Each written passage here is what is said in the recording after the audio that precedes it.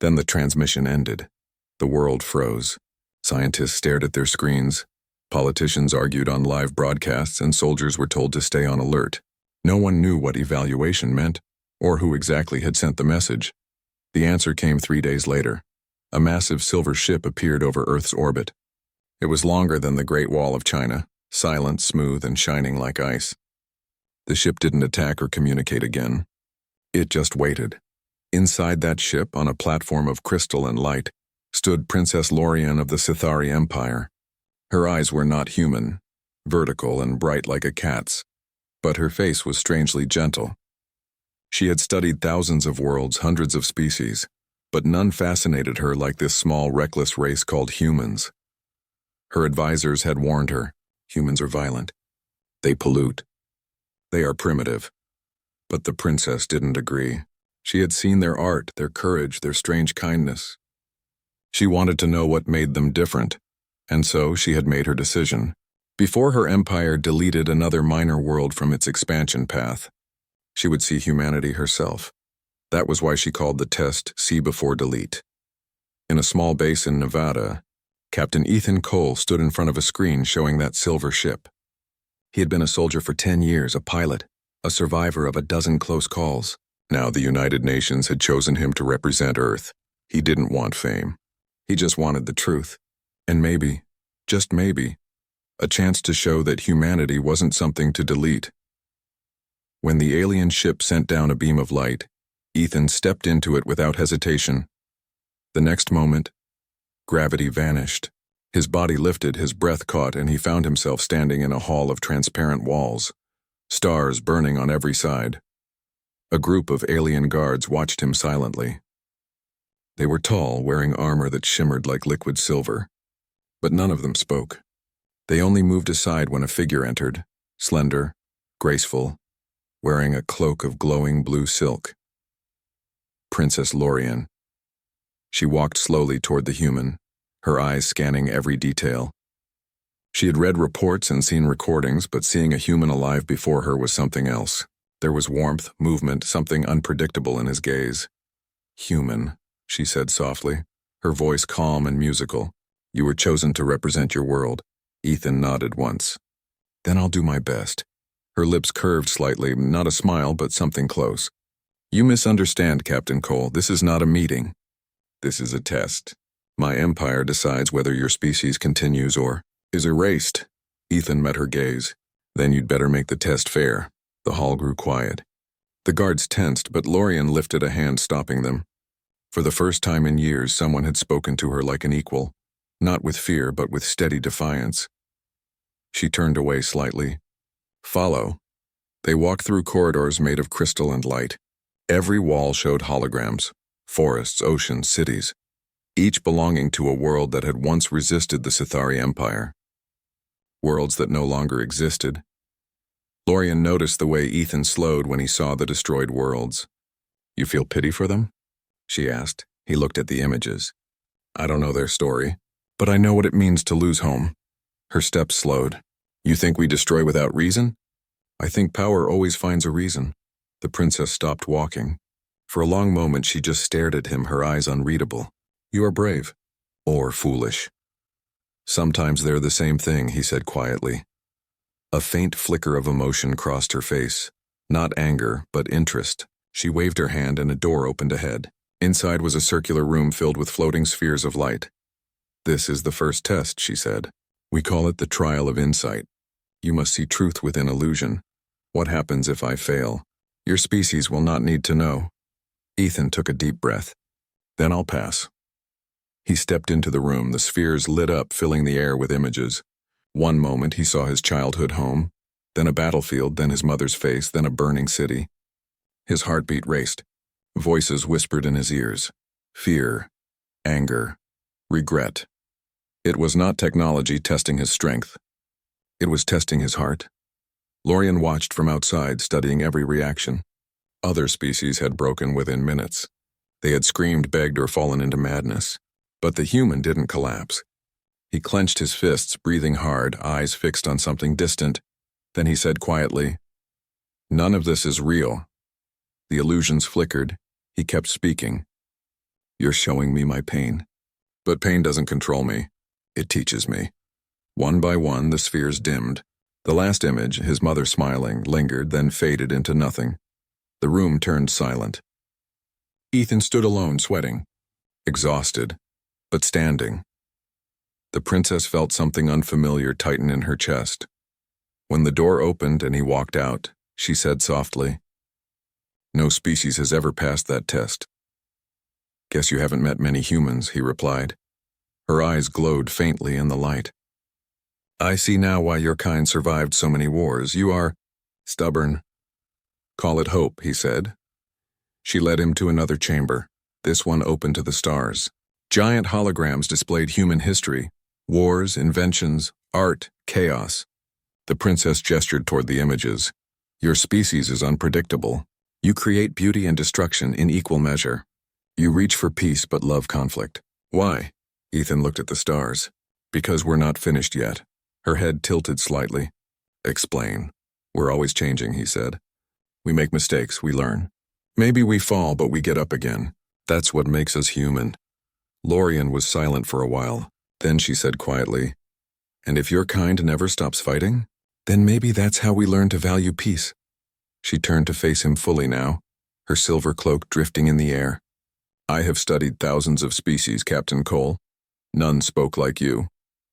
Maybe you've never listened to one that believed they had a chance." Later, when she returned to her chamber, the princess stood before the great star map of her empire. Worlds marked in white were alive. Worlds marked in red were gone, erased.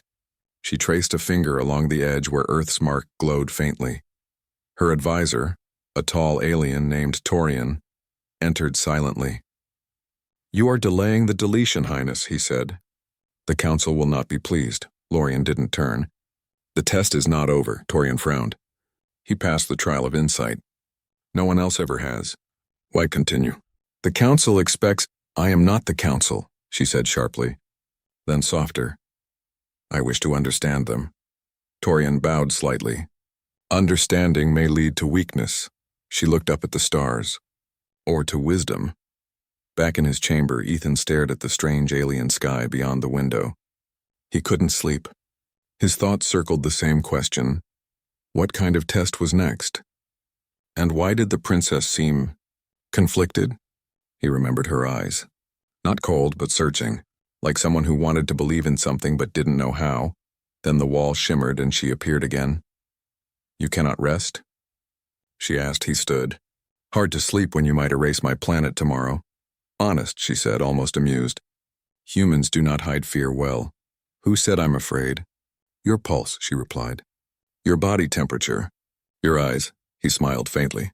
"Maybe that's how you know I care." Her gaze lingered on him longer than before.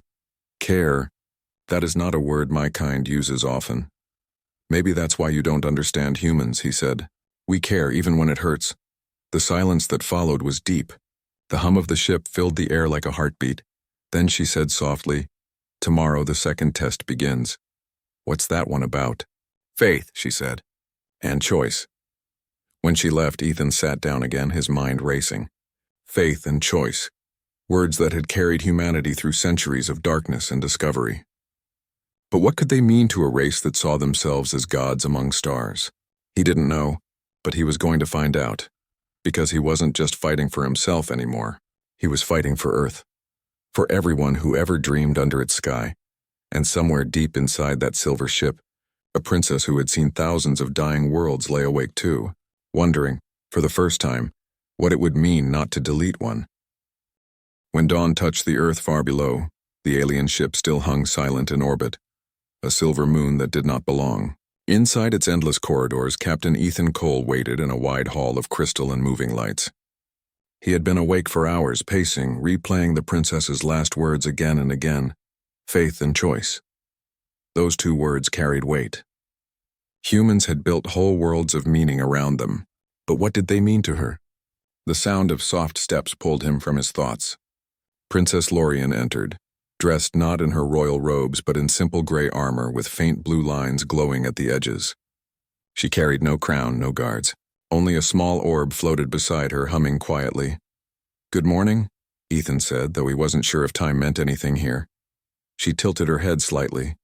Your greeting is strange. You assume every morning is good, he smiled. That's what makes it a greeting instead of a warning. A hint of amusement flickered in her eyes before she looked toward the far wall.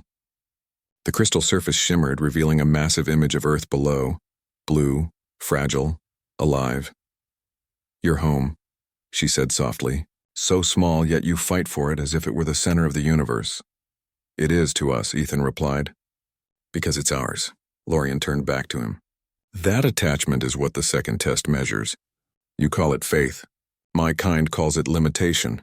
She gestured, and the orb beside her pulsed brighter. Follow me. They walked down a narrow bridge that opened into a huge circular chamber. The floor was made of invisible material. Stars shimmered beneath their feet. In the center floated 3 shimmering doors of light, each marked with a different symbol. The test of faith and choice, Lorien said, shows who you truly are when you cannot know the outcome. Ethan studied the glowing doors. What's behind them? 3 possible paths, she said. Only one leads to survival. The others end differently. So I pick a door and that decides Earth's fate? Her expression did not change. Not quite. Your reasons for choosing decide it, he frowned. You want to read my thoughts? I will read your intent, she answered. My kind can sense truth in neural patterns. Lies are impossible. Then you'll know, he said quietly, that I'll do anything to save my people. She watched him for a moment, then nodded. Begin. Ethan stood before the first door. The symbol looked like a flame. What happens if I choose this one? Pain, she said simply. The second? He pointed to the spiral symbol. Sacrifice, and the third?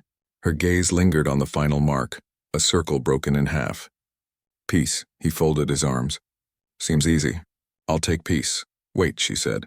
Peace in this test means surrender.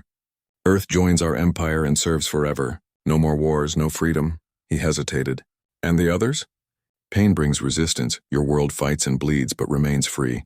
Sacrifice means your freedom but at a cost no one else will bear. Ethan stared at the doors. So no perfect choice. No, she said quietly. There never is. He looked at her then, seeing something new in her eyes. Maybe sorrow. Maybe memory. Which one would you choose? He asked, her hands folded behind her back. My world never had the chance. We chose peace and lost everything that made us alive. For a moment, the silence between them felt heavy, almost human. Ethan took a deep breath. Then I choose pain. Why? Because freedom's worth the struggle. She looked at him for a long time. The orb beside her glowed brighter, scanning. The walls pulsed with energy and the door of flame opened. Very well, she said softly. Let us see if you mean it. The world dissolved around him. He was standing on a battlefield, smoke rising, ashes falling. But it wasn't alien. It was Earth. Shattered cities, burning skies, familiar chaos. He could hear people crying for help, soldiers shouting, children screaming. He turned and saw the princess watching from a distance, untouched by the destruction. Is this real? He shouted. Your mind makes it real, she answered. Show me what humans do when all seems lost. He ran forward, pulling a wounded man to safety, shouting orders as if he were still a soldier. He knew none of it was real, but the pain of those faces tore at him. He refused to stop. When a beam of light crashed nearby, he covered 2 children with his own body. The world shook. The illusion cracked and vanished. When he opened his eyes again, he was on the crystal floor, gasping for breath. His hands trembled, covered in soot that wasn't there. The princess knelt beside him, her voice low. You chose pain. You accepted it as part of your strength. He looked up at her. You saw what people do. We fight for each other, even when there's no hope. That's faith. Lorien stared at him silently. The orb blinked faster, projecting streams of symbols into the air. What does it say? Ethan asked. It says you passed. Later, she stood with him near a wide window, watching Earth rotate far below. For the first time, she dismissed the guards entirely. Captain Cole, she said, your species confuses me. You are fragile, emotional, irrational, yet you endure. My people measure perfection in control, but you survive through chaos. Ethan smiled faintly. Maybe perfection's overrated. Her lips curved slightly. Perhaps. For a while, they simply watched the planet spin. Oceans, clouds, life. My council waits for my report, she said quietly. They want me to declare the outcome. And? Her voice lowered. If I follow protocol, I will recommend deletion. Humans are unpredictable. You would never obey the Empire. He didn't answer. He only watched the blue world turning slowly in the dark. She continued, "But if I follow my heart, I will choose differently." Ethan turned toward her. "Then what's stopping you?" She looked away. "Faith, perhaps. The same thing you speak of.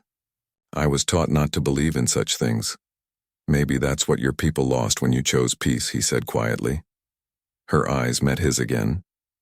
And for the first time, she didn't look like a princess or a conqueror. She looked like someone searching for a reason to change.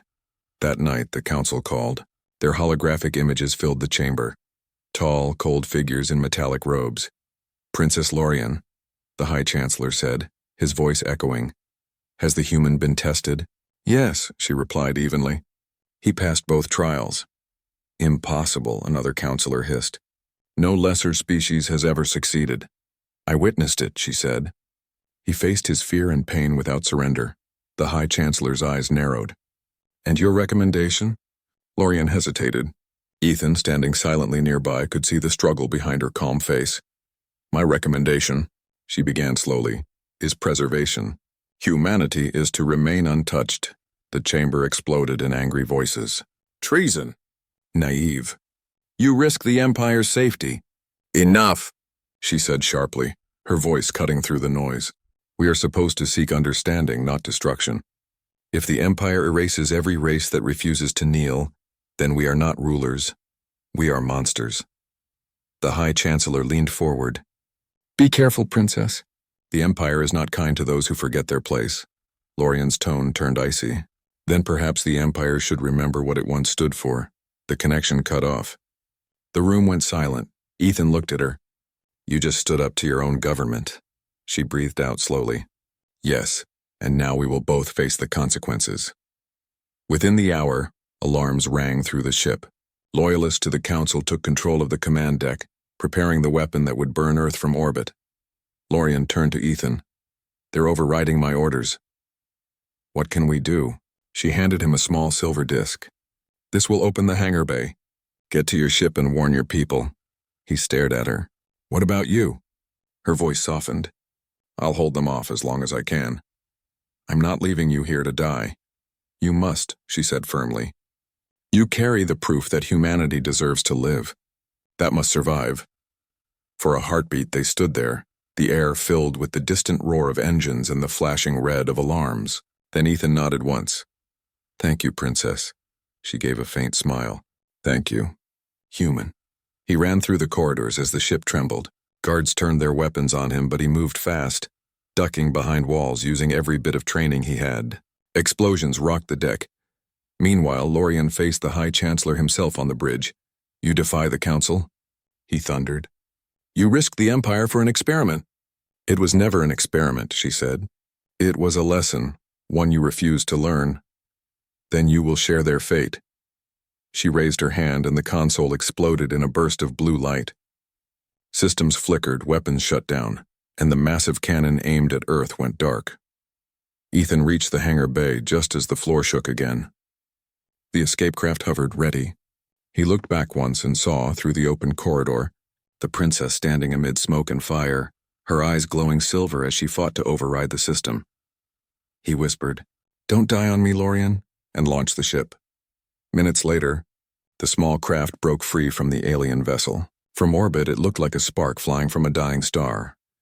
Inside, Ethan could see Earth growing larger. His comm crackled with a faint signal, her voice weak but clear. "Captain Cole?" "I'm here," he said quickly. "You made it?" "I don't know. But I did what I could. The Council will come again someday." "We'll be ready," he promised. There was silence, then her soft words. "You showed me what faith means. Don't let it die."